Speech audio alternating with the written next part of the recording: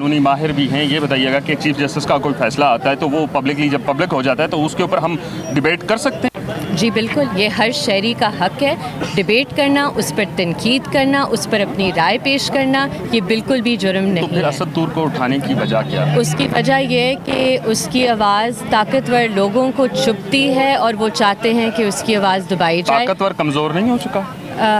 वो ताकतवर कमज़ोर होगा जब नया मसाके जमहूरियत होगा और जब अवाम अपनी रेड लाइन्स ड्रॉ। इस तरह के फेक फ्रिवलेस पर्चे ना काटे जाएं। सहाफ़त एक जुर्म नहीं है और असद ने सिर्फ अपनी सहाफ़ती ज़िम्मेदारियाँ निभाई हैं, उसने कोई जुर्म नहीं किया। इस्लामाबाद हाई कोर्ट में आप अरेस्ट से पहले ही चले गए थे, क्या वजह बनी कि इस्लामाबाद हाई कोर्ट से रिलीफ नहीं मिल सका? अगर वहाँ से कोई FIA को डायरेक्शन चली जाती तो शायद आज असद गिरफ्तार ना होते। बिल्कुल, और हमारा तो यही मौक़िफ़ रहा है हमेशा और आज भी कि आईनी अदालतों को उनका किरदार अदा करना चाहिए। वो बारहा FIA को वेरियस स्टेट फंक्शनरीज़ को ये इजाज़त देते हैं कि हमारी राइट्स, हमारी लिबर्टी हमसे छीनी जाए। उस वक्त उस दिन इस्लामाबाद हाई कोर्ट में मैंने कोर्ट में ये बात की कि हमें बहुत रियल एप्रीहेंशन है कि असद को अरेस्ट किया जाएगा उसकी 8 घंटे की लीगल कन्फाइनमेंट की वजह से, और क्योंकि उन्होंने हमें धमकी दी थी गिरफ्तारी की।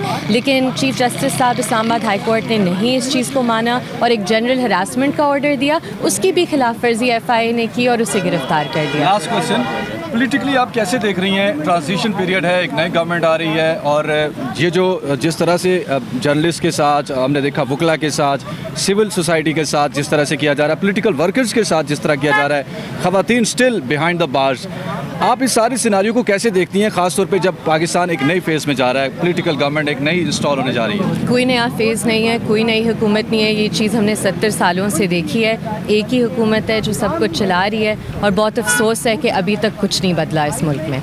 अंदर सल्ब होती जा रही हैं, जमहूरियत नाम का कुछ हमें नज़र आ रहा है। क्या समझती हैं कि इस सूरत हाल में पाकिस्तान का सर्वाइवल कैसे होगा? नई इलेक्शन भी हो चुके हैं, इलेक्शन भी आपके सामने ही है। बिल्कुल, मुझे नहीं लगता कि मुल्क इस तरह चल सकता है और मुल्क को अगर आप बेहतरी की ट्रैक पर लाना चाहते हैं तो तमाम सियासी जमातों को मिलकर एक नया मिसाक जमहूरियत बनाना होगा। कुछ रेड लाइन्स ड्रॉ करनी होंगी।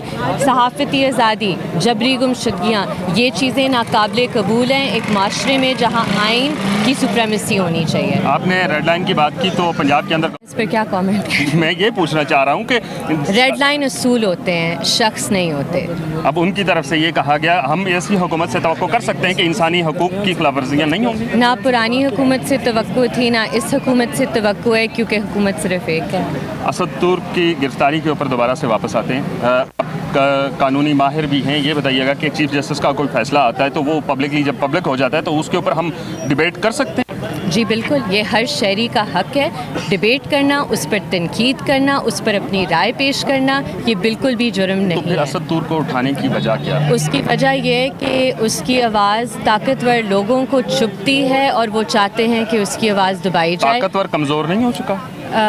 वो ताकतवर कमज़ोर होगा जब नया मसाके जमहूरियत होगा और जब अवाम अपनी रेड लाइन्स ड्रॉ। बहुत शुक्रिया आपके वक्त देने के लिए।